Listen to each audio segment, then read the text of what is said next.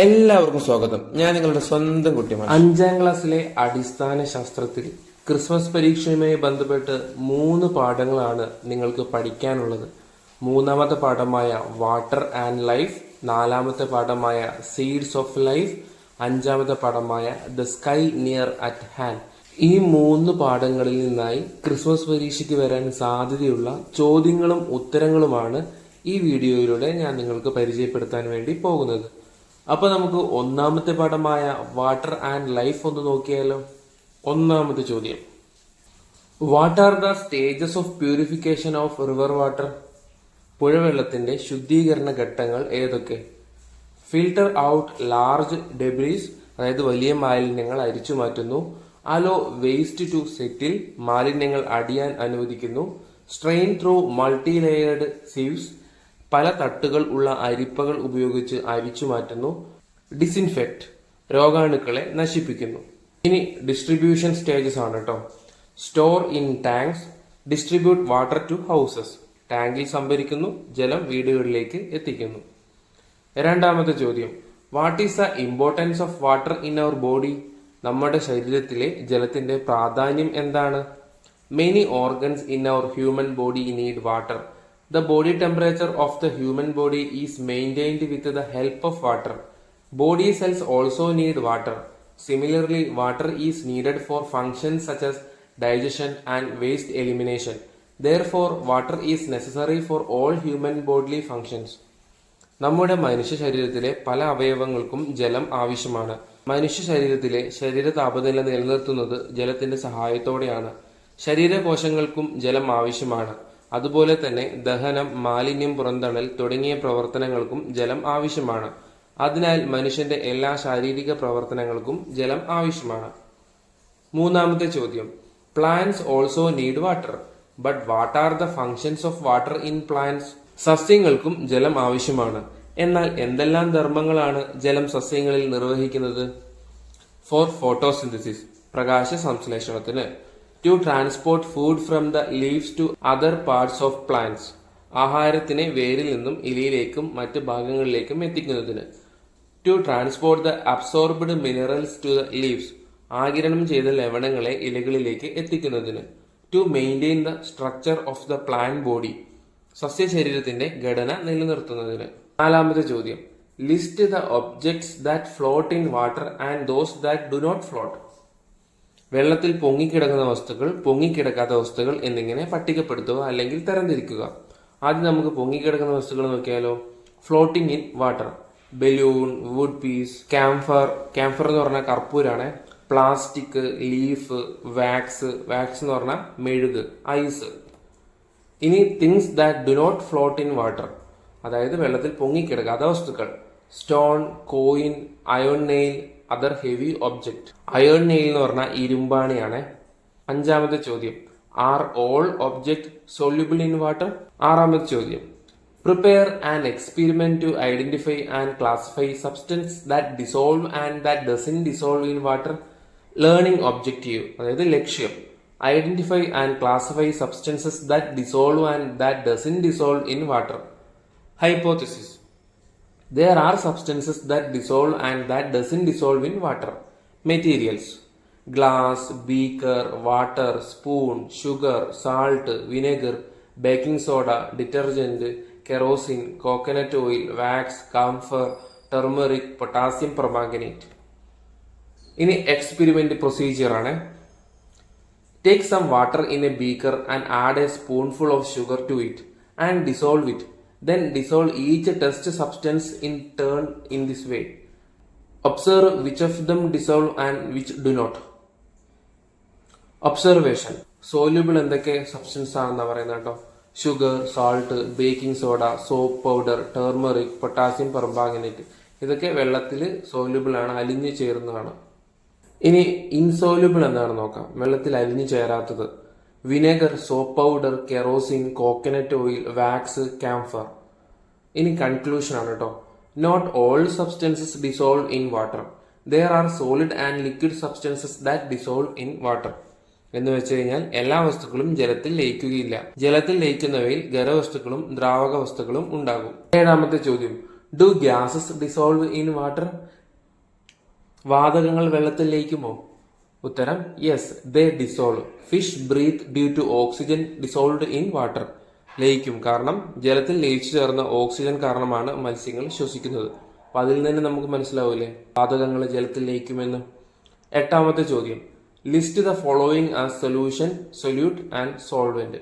താഴെ തന്നിരിക്കുന്ന സബ്സ്റ്റൻസിൽ സൊല്യൂഷൻ ഏതാണ്, സൊല്യൂട്ട് ഏതാണ്, സോൾവെന്റ് ഏതാണെന്ന് പറഞ്ഞിട്ട് നിങ്ങൾ തരംതിരിക്കണം. ഷുഗർ സൊല്യൂഷൻ എന്ന് വെച്ചാൽ പഞ്ചസാര ലൈന്, അതിൽ സൊല്യൂട്ട് ഏതായിരിക്കും? ഷുഗർ. സോൾവെന്റോ? വാട്ടർ. അടുത്ത് സോഡയാണ് ഇവിടെ സൊല്യൂഷൻ. അങ്ങനെയാണെങ്കിൽ സൊല്യൂട്ട് ഏതായിരിക്കും? കാർബൺ ഡൈ ഓക്സൈഡ് ആണ്. അപ്പോൾ സോൾവെന്റോ? വാട്ടർ. ഇനി അടുത്തത് സലൈൻ സൊല്യൂഷൻ, അതായത് ഉപ്പ് വെള്ളമാണ്. ഇതിൽ ഏതായിരിക്കും സൊല്യൂഷൻ? Saline solution. ഇത് തന്നെയാണ് സൊല്യൂഷൻ. എങ്കിൽ സൊല്യൂട്ട് ഏതായിരിക്കും? സാൾട്ട്. സോൾവെന്റോ? വാട്ടർ.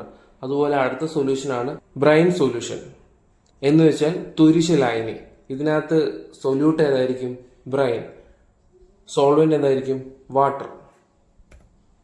ഒൻപതാമത്തെ ചോദ്യം, which substance dissolve in kerosene and coconut oil? മണ്ണെണ്ണയിലും വെളിച്ചെണ്ണയിലും ലയിക്കുന്ന വസ്തു ഏതാണ്? ക്യാംഫർ, എന്ന് വെച്ചാൽ കർപ്പൂരം. പത്താമത്തെ ചോദ്യം, write examples that take advantage of the dissolving capacity of water. ജലത്തിന്റെ ലായകശേഷി പ്രയോജനപ്പെടുത്തുന്ന ഉദാഹരണങ്ങൾ എഴുതുക. For washing clothes, for washing dishes, for watering plants, for mixing cement and sand.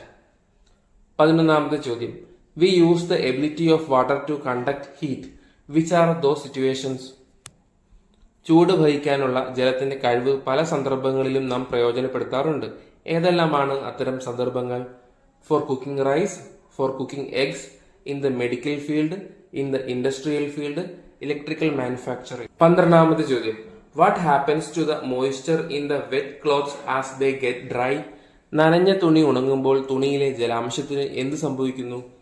Vaporisation is the process by which small particles spread from the surface of a liquid to the surroundings. The rate of vaporization increases when it is heated. This vaporization occurs when a wet cloth is left to dry in the sun. Vaporization occurs at all temperature. Water is the only substance that is found naturally in all three states: solid, liquid and gas.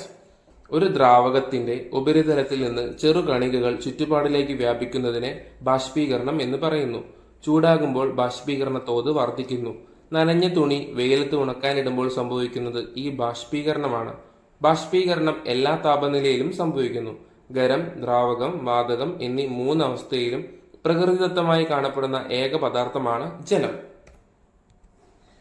13ാമത്തെ ചോദ്യം, what can be done to prevent pollution in water sources?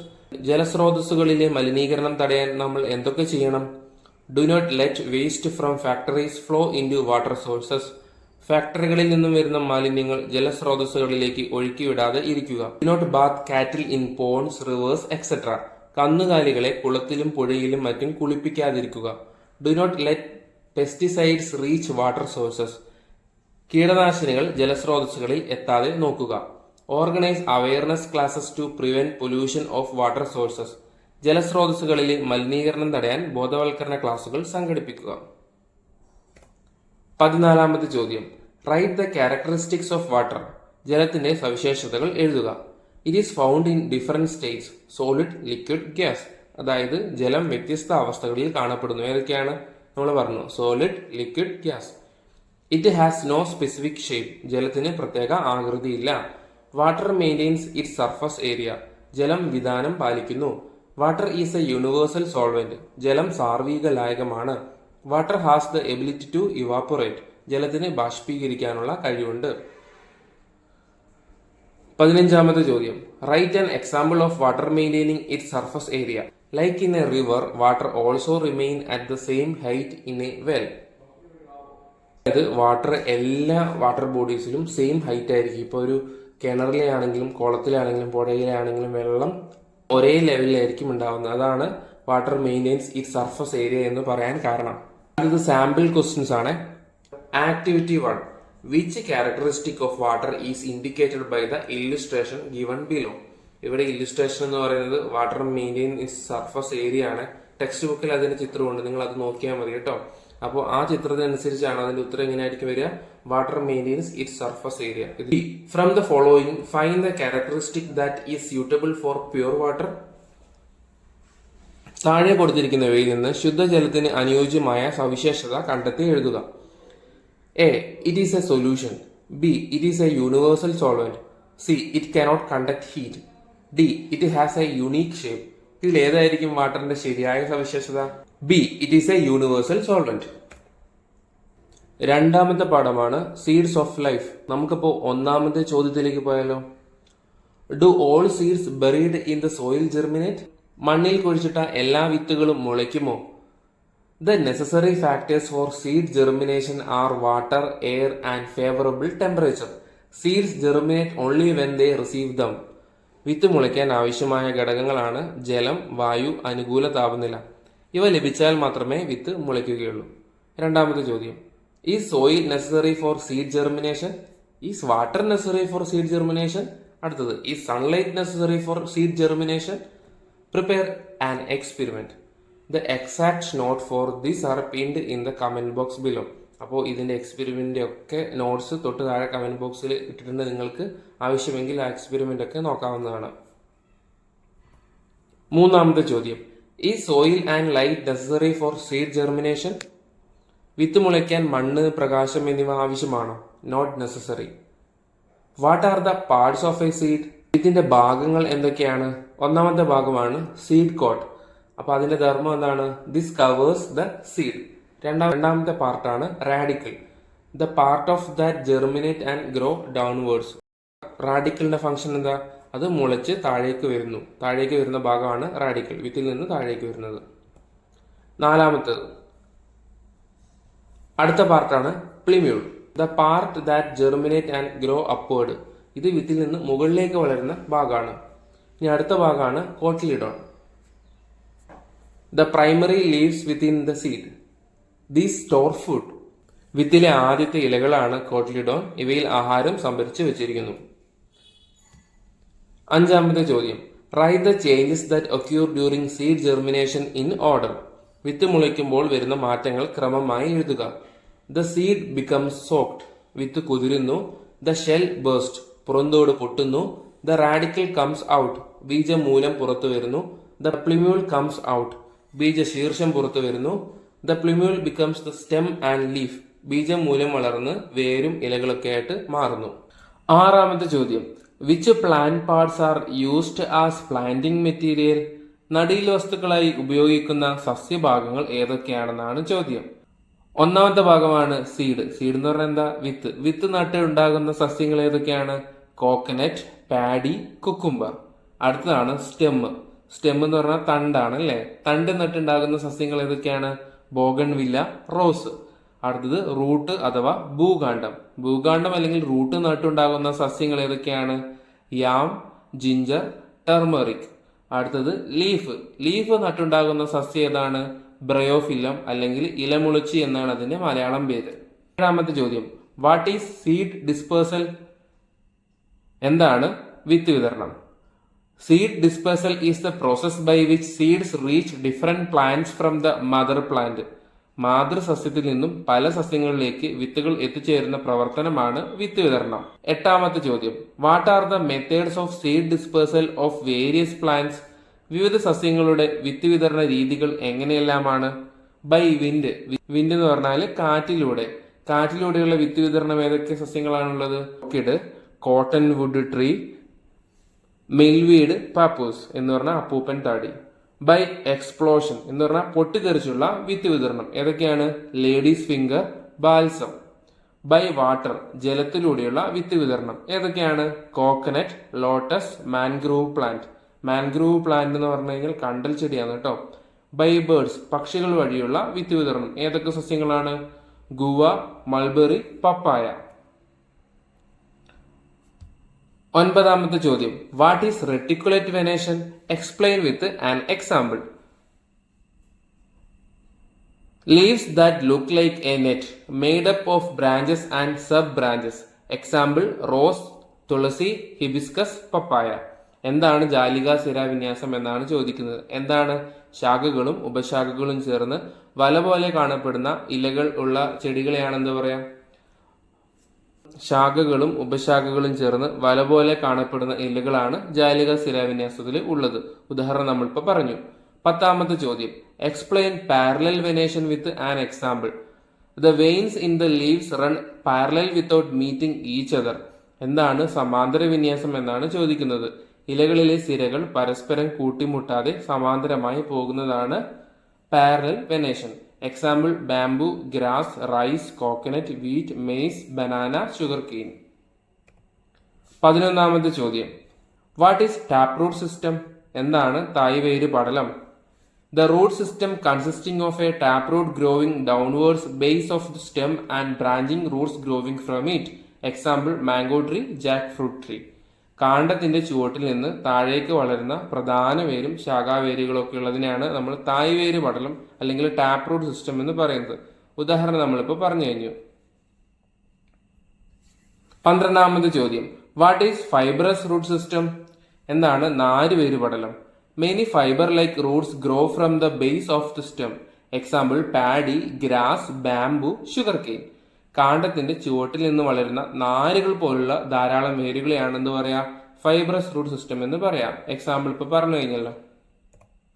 13ാമത്തെ ചോദ്യം, what is a prop root? എന്താണ് താങ്ങുവേര്?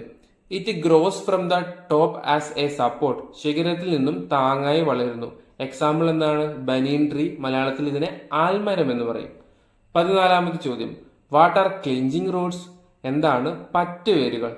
These roots are found in plants with weak stems. Example pepper. ദുർബല കാണ്ഡമുള്ള ചെടികൾക്കാണ് ഈ വേരുകൾ ഉണ്ടാവുക. കുരുമുളകാണ് ഉദാഹരണം.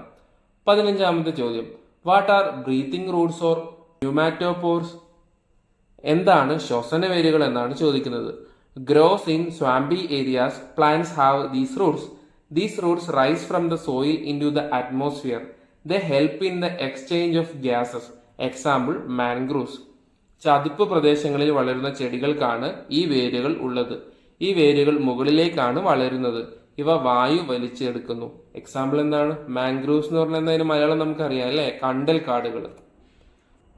16ാമത്തെ ചോദ്യം, what are monocotyledonous plants? Explain with an example. എന്താണ് ഏകബീജപത്ര സസ്യങ്ങൾ എന്നാണ് ചോദിക്കുന്നത്. ഉദാഹരണ സഹിതം വ്യക്തമാക്കണം. Plants with only one cotyledon in the seed. Example paddy, coconut, wheat. വിത്തിൽ ഒരു ബീജപത്രം മാത്രമുള്ള സസ്യങ്ങളാണ് മോണോകോട്ടിലിഡനസ് പ്ലാന്റ്സ്. എക്സാമ്പിൾ എന്താ? Paddy, coconut, wheat. 17ാമത്തെ ചോദ്യം, what are dicotyledonous plants? Plants with only 2 cotyledons in the seed. Example peas, apples. വിത്തിൽ 2 ബീജപത്രം മാത്രമുള്ള സസ്യങ്ങളാണ് ഡൈകോട്ടിലിഡനസ് പ്ലാന്റ്സ്. എക്സാമ്പിൾ നമ്മൾ പറഞ്ഞു. പി എന്ന് പറഞ്ഞാൽ എന്താ? പയർ. 18ാമത്തെ ചോദ്യം, which plants are produced by stem cuttings? Stem കട്ടിങ്ങിന്റെ ഫലമായിട്ടുണ്ടാവുന്ന പ്ലാന്റ്സ് ഏതൊക്കെയാണ്? Rose, hibiscus, sugar cane, jasmine. അടുത്ത ചോദ്യം, which plants are produced by root cutting? Root കട്ടിങ്ങിന്റെ ഫലമായിട്ടുണ്ടാവുന്ന പ്ലാന്റ്സ് ഏതൊക്കെയാണ്? Blackberry, guava, tapioca. 20ാമത്തെ ചോദ്യം, which plants are produced by leaf cuttings? Leaf കട്ടിങ്സിന്റെ ഫലമായിട്ടുണ്ടാകുന്ന പ്ലാന്റ്സ് ഏതൊക്കെയാണ്? ബിഗോണിയ. ഇനി കുറച്ച് സാമ്പിൾ ക്വസ്റ്റ്യൻസ് ആണ്. Activity 1, below are pictures of a seed starting to sprout. ഒരു വിത്ത് മുളയ്ക്കാൻ തുടങ്ങുന്നതിന്റെ ചിത്രങ്ങളാണ് താഴെ നൽകിയിരിക്കുന്നത്. Question A, which part comes out first? വിത്തിൽ നിന്നും ആദ്യമായി പുറത്തു വരുന്ന ഭാഗം ഏതാണ്? Answer radicle. B question, which part of the plant will this part become when it grows? ഈ ഭാഗം വളർന്നാൽ സസ്യത്തിന്റെ ഏത് ഭാഗമായാണ് മാറുക? Answer root. സി ക്വസ്റ്റ്യൻ ആണ്, how does a seed germinate? വിത്ത് മുളയ്ക്കുന്നത് എങ്ങനെ? Answer, when water enters through the tiny holes in the seed coat gets soaked and breaks. The seed radicle and plumule come out. The seed radicle grows and becomes the root. വിത്തിലെ സൂക്ഷ്മ ദ്വാരങ്ങളിലൂടെ ജലം ഉള്ളിലേക്ക് ഇറങ്ങുമ്പോൾ വിത്തിന്റെ പുറന്തോട് കുതിർന്ന് പൊട്ടുന്നു. ബീജമൂലവും ബീജശീർഷവും പുറത്തേക്ക് വരുന്നു. ബീജമൂലം വളർന്ന് വേരായി മാറുന്നു. D question, write an example of a new plant that grows from the root. വേരിൽ നിന്ന് പുതിയതായി ഉണ്ടാകുന്ന സസ്യത്തിന് ഒരു ഉദാഹരണം എഴുതുക. Answer tapioca. Activity 2. Rama, who conducted an experiment to find out whether soil is necessary for seed germination, made a few holes at the bottom of a disposable glass, spread cotton in it, put the seeds and poured water on them. വിത്ത് മുളയ്ക്കാൻ മണ്ണ് ആവശ്യമാണോ എന്ന് കണ്ടെത്താനുള്ള പരീക്ഷണം ചെയ്ത Rama disposable ഗ്ലാസിന്റെ അടിയിൽ ഏതാനും സുഷിരങ്ങൾ ഉണ്ടാക്കി അതിൽ പഞ്ഞി വിരിച്ചാണ് വിത്തുകൾ ഇട്ട് വെള്ളം ഒഴിച്ചത്. ഇനി നമുക്ക് ക്വസ്റ്റ്യനിലേക്ക് കടന്നാലോ. Why did she made the holes and spread the cotton under the glass? ഗ്ലാസിനടിയിൽ സുഷിരങ്ങൾ ഉണ്ടാക്കിയതും പഞ്ഞി വിരിച്ചതും എന്തിനാകാം? Answer the holes were made to prevent the seeds from getting wet. The cotton was spread to maintain moisture. സുഷിരങ്ങൾ ഉണ്ടാക്കിയത് വെള്ളം കൊണ്ട് വിത്ത് നനയാതിരിക്കാനാണ്, പഞ്ഞി വിരിച്ചത് ഈർപ്പം നിലനിർത്താനും. B question.